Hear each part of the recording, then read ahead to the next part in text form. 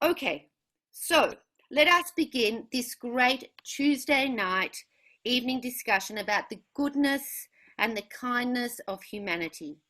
I want to begin that discussion by acknowledging the Indigenous owners of Australia and pay my respects on behalf of all of you out there to their elders, past, present and future. I stand on the land of the Kulin Nation here tonight, and I want to acknowledge that this is stolen land. It's not my land. It belongs to the Indigenous people of our nation, and I thank them for this privilege. And also tonight, it is my great pleasure to introduce you to Mark Rubbo, the Managing Director of Realists, a man that has played a vital leadership role in the cultural landscape of Melbourne and beyond. And it is also my great fortune, friends, my great fortune to call Mark Rubbo one of my dearest friends. Over to you. Welcome everyone. And I'm extremely excited to be in conversation with Rutger tonight, because I read Utopia for Realists many years ago when it first came out in proof form. And it just so excited me, the freshness of it, the ideas, and the way it was written. It was a wonderful book. So when I heard that Humankind was coming out, I was very lucky to get a proof copy of that book just before COVID hit. And I must admit I was too preoccupied with COVID to start reading it, but I did about 3 weeks ago and have finished it. I'd just like to show you, my dog also liked the book very well.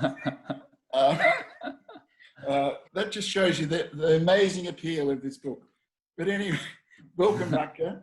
We're going to talk about your new book, Humankind. Rutger, if people don't know, is a journalist, a historian, an amazing provocateur in a way of shooting up ideas that really stimulate our minds. So let's talk about Humankind.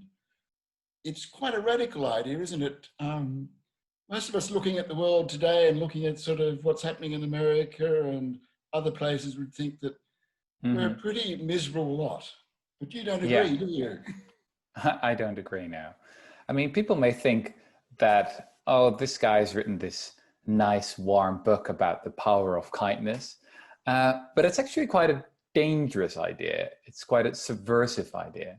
Because if you believe that most people, well, we're not angels, but that most people are fundamentally decent, or that we've been hardwired to trust each other, that's a really subversive idea, because it means we can move to a totally different kind of society. We can move to a much more egalitarian society, a much more genuine democratic society. It means that often we don't need hierarchy. We don't need managers and CEOs and kings and queens and you name it. So I think that's also the reason why throughout history, those who have advocated a more hopeful view of who we are as a species have often been persecuted. So yeah, this is dangerous territory we're on. She said, believe me, if you have... Sorry. Right, so what about, you talk about the philosopher, I guess a lot of our structures in society are based really on that 17th century philosopher Thomas Hobbes, who said that we're all pretty terrible, and unless we have strong structures and strong leaders, we'll just go and eat each other, kill each other, rob each other. Yeah. And you say, well, no, that's not quite right. Look at, and you call on the theories of Rousseau. Tell us a bit about that, and how those competing ideas have led us to where we are. Yeah. So these are two of the most famous philosophers in Western history. On the one hand, you have Thomas Hobbes, the 17th century British philosopher, who read this book called The Leviathan, in which he made the argument that a long time ago, when we were still nomadic hunter-gatherers, which we've been for around 95% of our history as a species, Hobbes argued that back then we lived these lives that were absolutely horrible, nasty, brutish, and short, as he said, and that there was some kind of war of all against all going on back then. Luckily, at one point, we invented this thing called civilization. We appointed a Leviathan, a very powerful ruler. We gave up our liberty, but we got security in return. That's the story of Hobbes. Yeah, at least that's the argument he makes in the book. Now, Rousseau, a century later, made the opposite argument. Jean-Jacques Rousseau, the famous French philosopher, he said that actually our lives as nomadic hunter-gatherers were pretty good.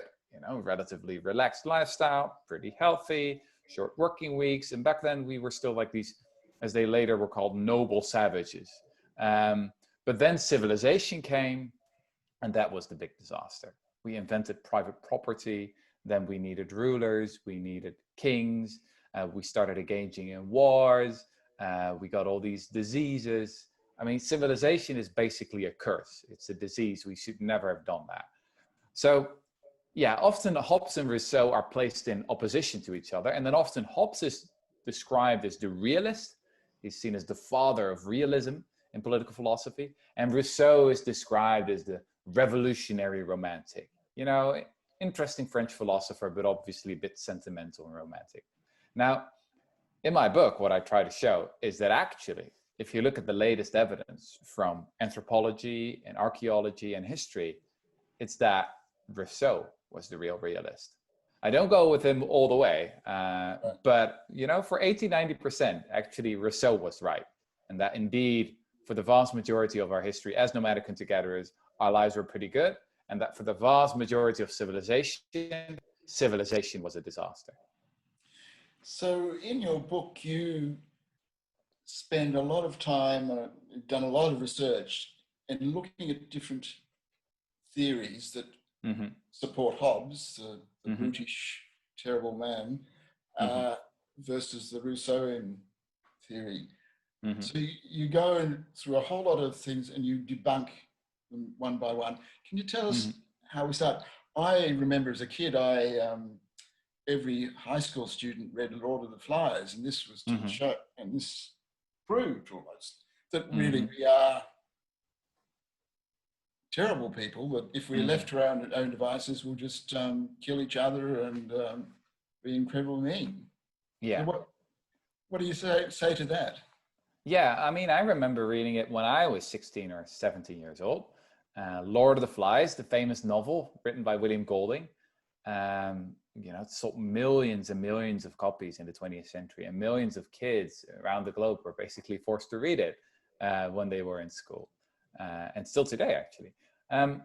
Now, I remember feeling quite depressed and cynical after I read it, but it was only while I was researching this book that I wondered, has it ever really happened? You know, has there ever been a case, as in the novel, where kids shipwrecked on an island, but then how would they really behave? Because we know what happens in the novel, right? In the novel, they show that civilization is only a very thin veneer, and that even these very well-educated, nice British kids from very good boarding schools, well, they quickly turn into savages. So no noble savage after all. I mean, deep down, we're all animals or monsters. That's the message of the novel, I think. But yeah, I really wondered, has it ever happened once for real? Now, coincidence would have it that 3 years ago, I was visiting Australia for a book tour. You know, I was in Canberra and in Melbourne and in Sydney and in Brisbane. Melbourne, and I mean, we met back then. Yeah. And at the moment, I was researching this question, has it ever happened? And I had managed to find a story in the Australian newspaper, The Age, that supposedly in 1966, 6 children, Tongan children, you know, the island group in the Pacific Ocean, had been shipwrecked or had been rescued actually already after they'd lived for 15 months on an uninhabited island. And yeah, they were still alive and they were still good friends. So I was like, God, I got to know more about this story. Why is this not a super famous story? Why have there not been, you know, documentaries and Hollywood epics about this? So I said to my publisher, Bloomsbury, that during my tour, I needed some time off to try and see if I can find the real life Lord of the Flies children. And I did manage to find them, actually. So I managed to interview the captain who rescued them. His name is Peter Warner. He's almost 19 years old, and he lives 3 hours to the south of Brisbane. And I also met Mano. He's now 70 years old. And yeah, he was 15 years old back then when he shipwrecked on the island. And he told me what had happened, you know, how they had survived for 50 months. These children, the youngest was 13 years old, the oldest was 16, I believe. And it turns out that the real Lord of the Flies, well, if it would have been like some movie, people would say, oh, that's so sentimental. That is so naive, so romantic, so Rousseauian. That's not how real kids would actually behave. But the problem is that, yeah, the real story is a story of friendship, of hope, and of resilience. They stayed the best of friends. They survived for 50 months by cooperating. They created this mini civilization. They even created their own gym with curious body, weights that they use, and they had their own badminton court. They worked in teams, 2 to tend to the garden, 2 to cook, 2 to be on the lookout for ships. And I mean, while I was researching this story, I was thinking again and again, like, people are not going to believe me. Because it turns out that actually they're still the best of friends today. Peter, the captain, and Mano, they still regularly go out sailing together. The man of 19 years old and the man of 70 years old, they go on these journeys. And now there's going to be a big Hollywood film about the story as well. So it's really been the highlight of my career as a journalist so far. And it was just extraordinary to be able to track them down while I was in Australia. So that's really interesting. So that's one example of where you've said that people, their inclination is to cooperate. And I think you talk about, that's one of, if there are successes in human civilization, it's because we cooperate. And so can you talk about that? Why are we successful? Sure. I mean, the Lord of the Flies story is obviously just an anecdote. It's not science. I don't think there would be many parents who would sign up for this experiment where they just drop kids on an uninhabited island. That's probably going to be hard to organize something like that. I do think, though, that if millions of kids around the globe still have to read the fictional Lord of the Flies, then they also deserve to know about the one time it actually happened. Yeah. But yeah, it's important to zoom out and to look at what scientists say about this. And it turns out that in the last 15 to 20 years, there's really been this, I would call it a silent revolution, is that so many scientists from very different disciplines have been moving to a much more hopeful view of who we are as a species. Now, if we zoom in on evolutionary anthropology, the scientists who wonder how we have evolved as a species, and who also ask the question, why are we still here? I mean, many of the hominid species are gone. The Neanderthals, the most famous ones, they're gone. Yes. Why? Why are they not here anymore? Why do we build pyramids and cathedrals and spaceships? Why is the president of the United States not a Neanderthal, right? Well, some people would say he is, but he's not actually. So that's the big question. And for a long time, people said, well, we are so special because we were chosen by God or something like that. Well, that's not exactly a scientific explanation. Then other people would say, well, we're not chosen by God, but we are the enlightened species. We're so very smart. We have these huge brains. We're incredibly rational. But then the problem is that if you do an intelligence test where you let a human toddler of around 2 years old compete with a pig or a chimpanzee, well, often the animals win. It's not clear at all that we're so smart. I mean, I can count to 10, which is, I know, it's a huge accomplishment. It's very impressive. But I doubt that I could have come up with a numerical system of my own. If you think about it, most of the things that we can do as a species, we've got it from someone else. I mean, the language I'm speaking right now, I didn't invent this language, English. I learned it from other people. So then the question is, what makes us special? And the answer that biologists and evolutionary anthropologists have come up with now is survival of the friendliest.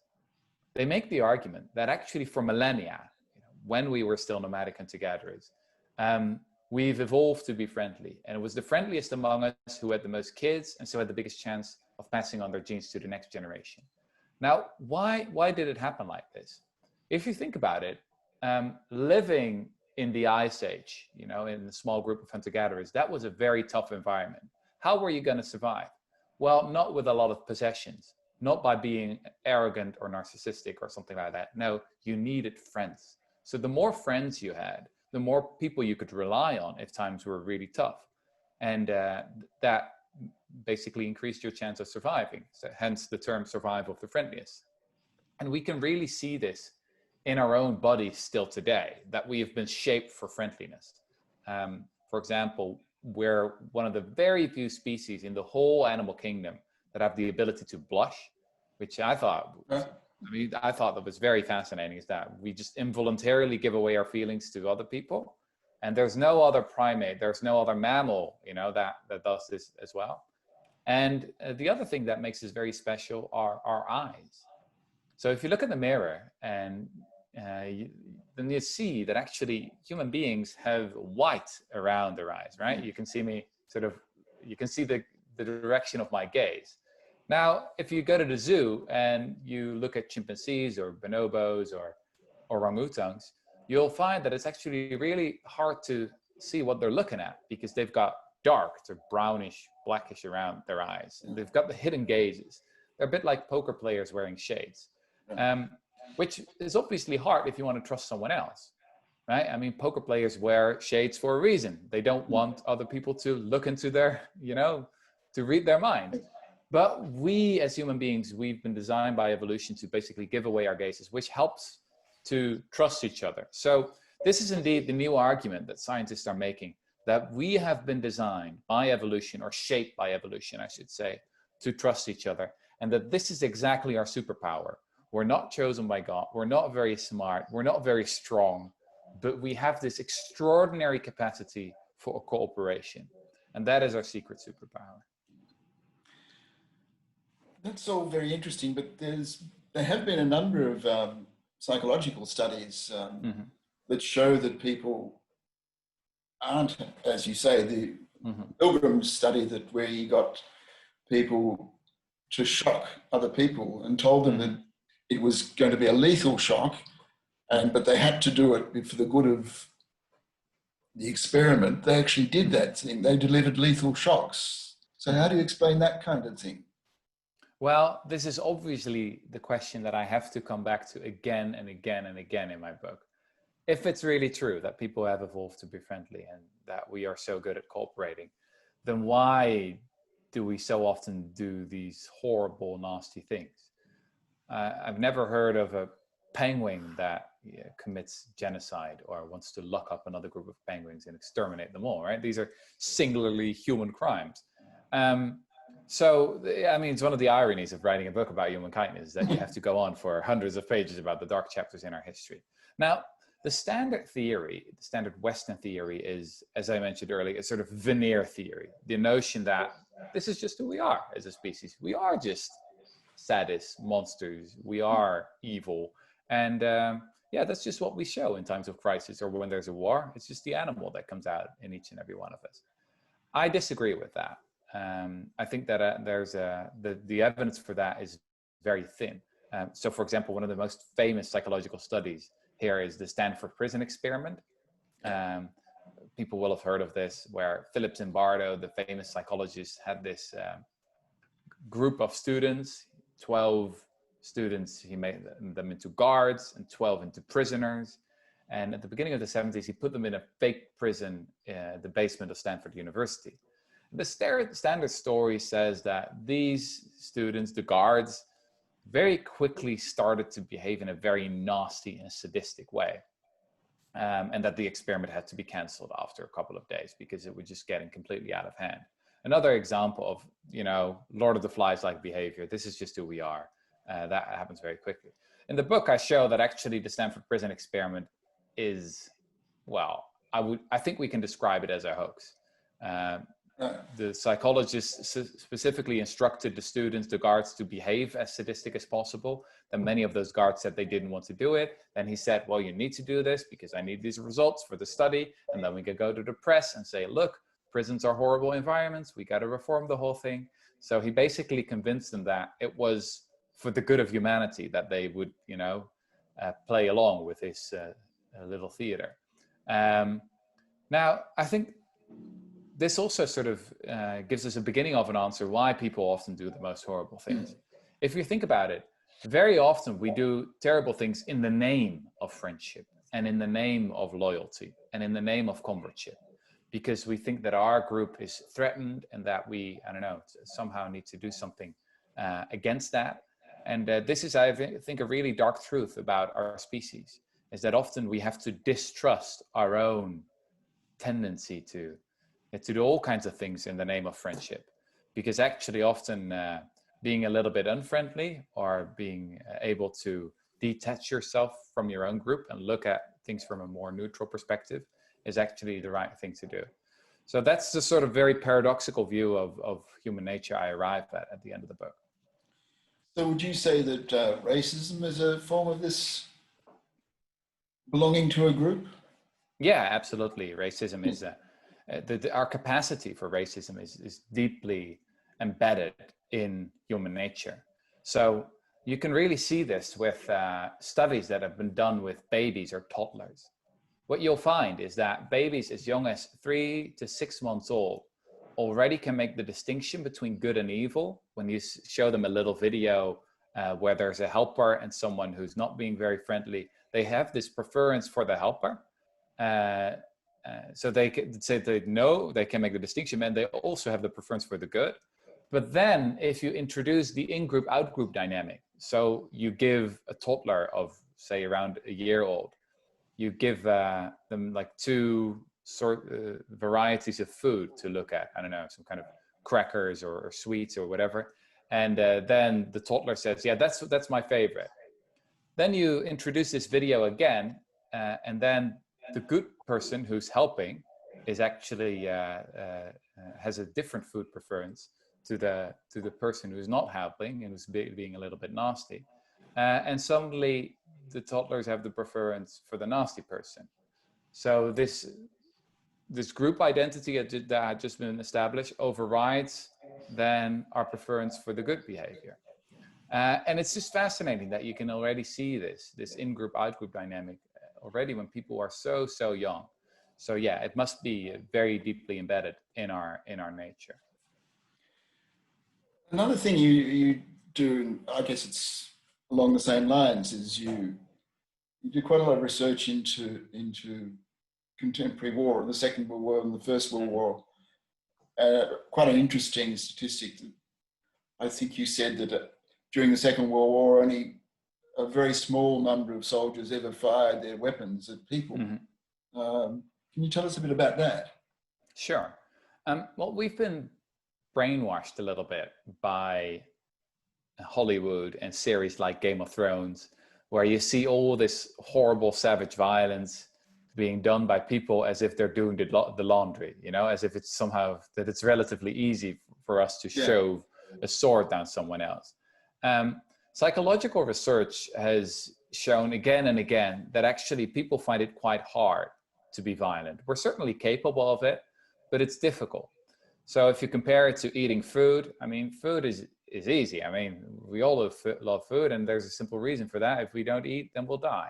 Same is true for sex. You don't have to explain, at least to most people, why sex is nice, because I mean, there's an evolutionary advantage for us having sex, because then you get kids. I mean, you don't need a PhD to understand that.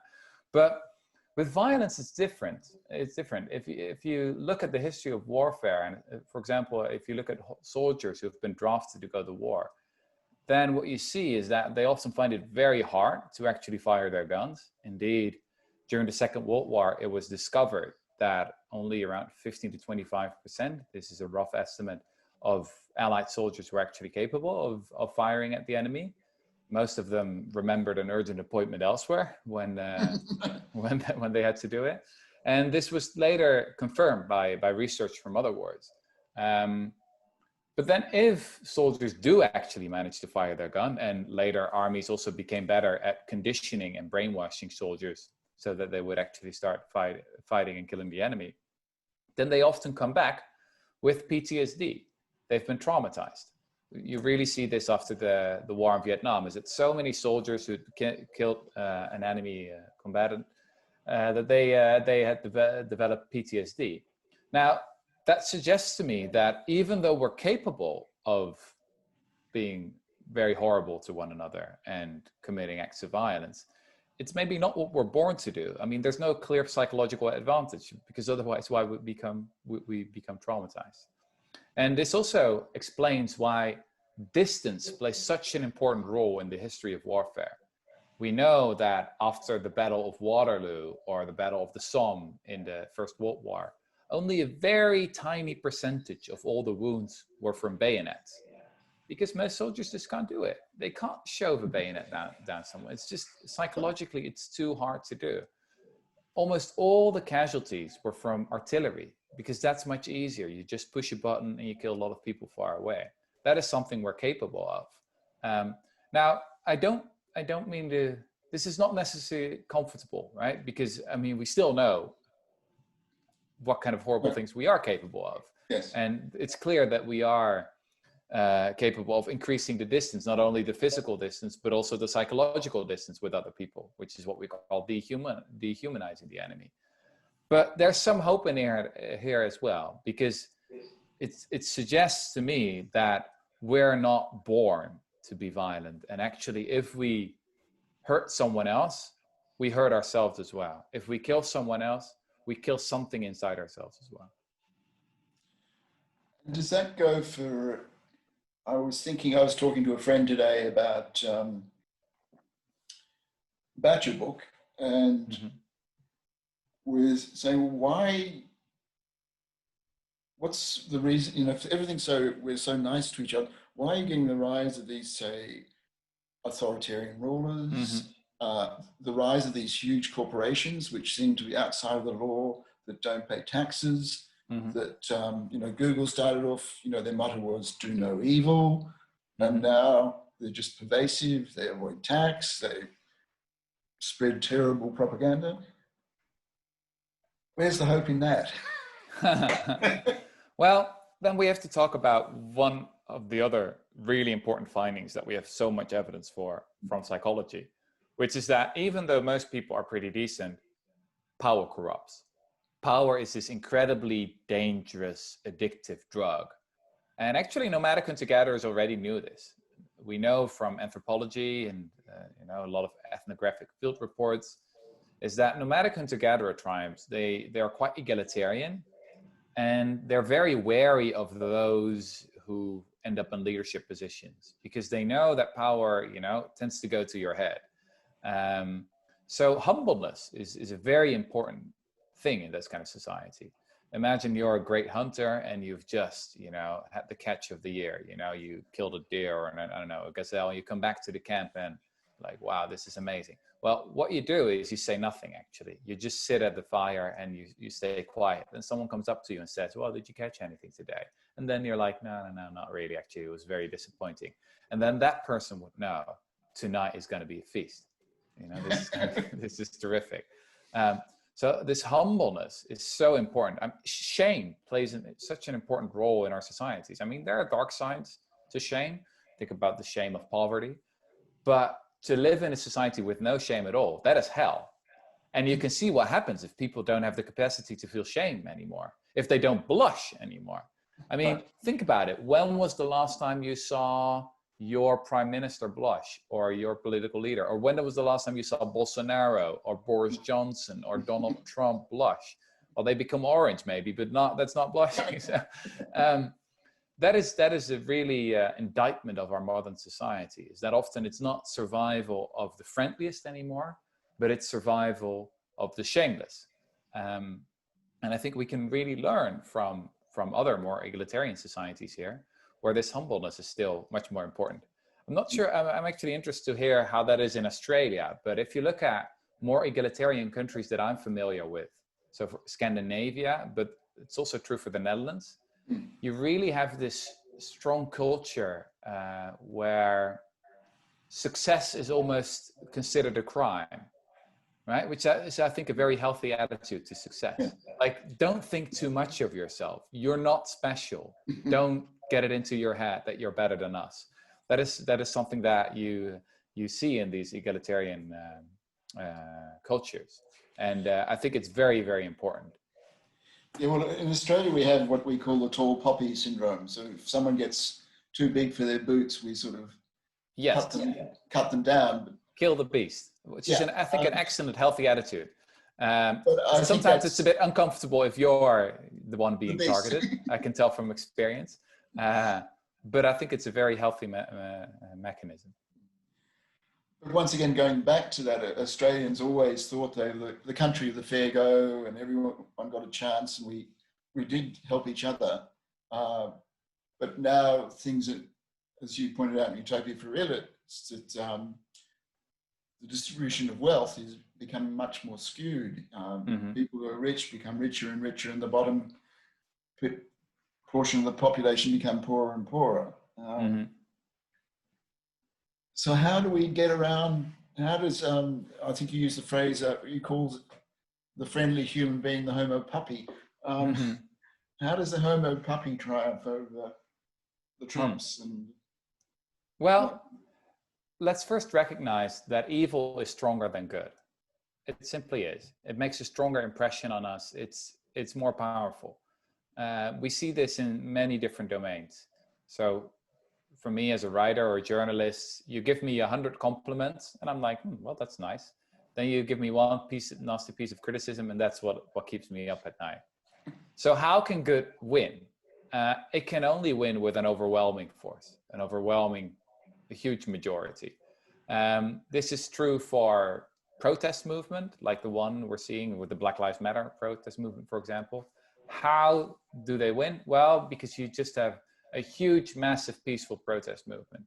And we know that peaceful resistance movement draw in a lot more people, on average around 11 times more. Men, women, young, old, rich, poor.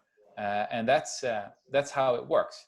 And then if you zoom out a little bit and look at the last 10 years, I think there's actually a lot of reason for hope. There's a huge generational shift happening. In the 80s, when you were young, it was avant-garde to be a bit cynical, or to be very individualistic at least. Young people in the UK were voting for Thatcher. She was most popular with the youth. In the US, they were voting for Reagan. It was the era of the greed is good mantra. And then if you look at the results of that, it's been pretty terrible, obviously, an epidemic of anxiety and depression, inequality soaring out of control. We're destroying the planet and our environment. But then now, just at the right time, I see this shift in the zeitgeist, where actually cynicism is out and hope is in. So we've seen that ideas that used to be dismissed only a couple of years ago, whether it's higher taxes for the rich, a universal basic income to eradicate poverty, a Green New Deal to really combat climate change, they used to be very marginal, but they're really moving into the mainstream. And I can see centrist politicians and journalists now taking them seriously and talking about them. That is often how change happens, I think. It starts with people who are dismissed as a little bit crazy, as the romantic Rousseaus, and then these ideas start moving towards the center. And I think that's really what's been happening, not only in the US, but in the UK, in Australia, and so many other places. And it's exactly the right moment for that to be happening, because we do need a quite radical transformation of our society right now. Well, it's interesting you talk about that. I mean, I was just reading today about how Facebook has been in a lot of trouble with not criticizing posts from people like Trump, where they're false and things like that, and how some big corporations like Coca-Cola and Unilever are withdrawing their advertising and saying we don't want to tolerate this sort of thing. Do you think that's tokenistic, or do you think that's a genuine transformation, that we are seeing a shift towards a more compassionate society? Well, I'm not certain about what Facebook, what's happening there. A lot of things that are happening are obviously happening under big pressure, but then that is in itself good news. If you look at tax evasion, for example, we've become much more angry about that in the past couple of years, where we started to realize that you have these huge companies that are not paying their fair share in taxes, and they're hiding their wealth in tax paradises such as the Netherlands, where I'm from. And this has become such more a much more prominent issue for people. And I think that is exactly right, because 10 years ago, it was also happening. Actually, it was happening on a bigger scale, and no one was talking about it. So this is the irony, actually, of protest and of activism and of progress in general, is that the moment when people start to become angry about something, and when you start to get the feeling, oh, this is worse than ever, it's actually already improving. Because if you were not angry about it, that would be the real problem. You understand? So Yeah. this is, it's interesting from this historical perspective, is that the moment when people, you know, often feel this despair, where, oh God, we've got this huge system of tax evasion, or racism is more endemic than ever. That's actually the moment that things are starting to improve and that we're making a lot of progress, because you see this rise in awareness. And yeah, if people are not angry, I mean, that is really depressing. Right. So in your book, you posit, you come from a religious, your father was a pastor, wasn't he? Mm-hmm. So in your book, you've got your 10 rules for a better life. Number one is, when in doubt, assume the best. So what does that mean? Well, let me first say that I didn't want to write a self-help book.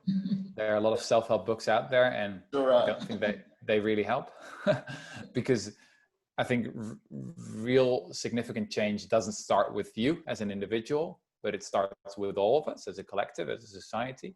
And the real challenge here is to start building different institutions, to build institutions that rely on a different view of human nature. So often, you know, we've built schools and democracies and workplaces and even prisons with the idea in the back of our heads that people are just selfish. But then you bring that out in other people, because what you assume in others is what you get out of them. So yeah, very important to emphasize that I think real change doesn't start with us or with you or with me and as an individual, but with all of us changing our institutions. Now, I couldn't resist writing one last chapter about what sort of the personal implications of all of this are. I mean, what are the rules for life that we can draw from this? And one of the most important things here, and also one of the most difficult things, I guess, is that indeed, when in doubt, we have to assume the best in one another. So often we do the opposite. We're communicating, and especially when there's a little bit of distance, when we can't see each other, we can look into each other's eyes or see each other blush, but we're communicating through WhatsApp, for example. Then we start thinking like, hey, wait a minute, what does he or she mean? And you look at this emoji and like, well, that's a weird emoji, that's not appropriate. What? So then we start doubting, and often in doubt, we assume the worst. We think that, you know, other people don't have the best of intentions. I think that's the wrong approach. When in doubt, you should always assume the best. And I've got 3 reasons for that. In the first place, you'll be right, actually, because most of the time, most people are pretty decent. So just you have a bigger chance of having the right approach when you assume the best. Now, in the second place, even if someone has bad intentions towards you, then your positive approach can cause what psychologists call a non-complementary effect. This is what in the Bible is called turning the other cheek. So imagine someone behaves in a very nasty way and you're reacting in a friendly way, then it becomes very hard for the other person to stay nasty. It's very hard because human beings, they mirror each other all the time. So it's just difficult to be violent or aggressive or nasty to someone who's acting friendly towards you. Your behavior can be contagious, just like viruses can be contagious, behavior can be as well. Now, then you may say, yeah, look, Rutger, this all sounds very nice and very Christian of you, but there are still professional con artists out there. You know, there are still people who are just psychopaths or sociopaths who just want to rip you off, and you're so vulnerable to that if you have this naive, puppyish attitude to life. I mean, it's very stupid and irrational of you. And then my response would be, yes, and you should accept that. You should accept the collateral damage. Because why can con artists do their job? How can they rip you off? Well, because they swim in a sea of trust.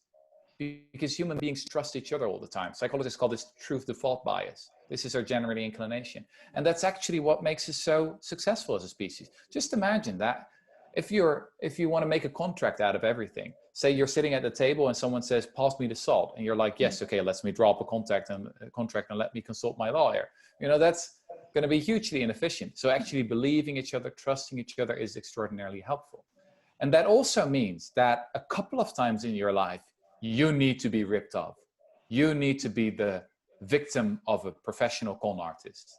That is just the collateral damage you need to accept. And if it doesn't happen to you, you need to see a therapist. Because then you need to ask yourself the question, is my attitude to life, my basic attitude to life, is it trusting enough? I think being ripped off every now and then, a couple of times in your life, is the right price to pay if you can then live your whole life trusting most other people, including strangers around you. Well, thank you, Rutger. I think we probably should finish up now, but the rest of your rules are in the book. I can't recommend this book more highly. It will get you talking. It will get you thinking. Once again, I refer back to my friend today. He said, "Wow, that book it knocked off some of my cynicism." So I think if you want to feel less cynical, more hopeful, Humankind is the book for you. And thank you so much for writing it. We'll look forward very much to what other ideas you come up with next. And thank you so much for giving us your time today. It's been, for me, a great pleasure and a great honor to have you on. Everyone there, if you haven't read Rutger's book, do so. It's called Humankind. And I promise you, it's not a ripoff, it's not a con. So rush out, buy it at readings, please, readings online. And thank you so much, Rutger. And I wish you all the best for your book and for your continued work. Thank you. Thank you, Mark. Really enjoyed this. And until thank next you time. to you, Mark, and thank you to you, Rutger. See you next time, everybody. I will be sending a recording of this wonderful conversation to all of you.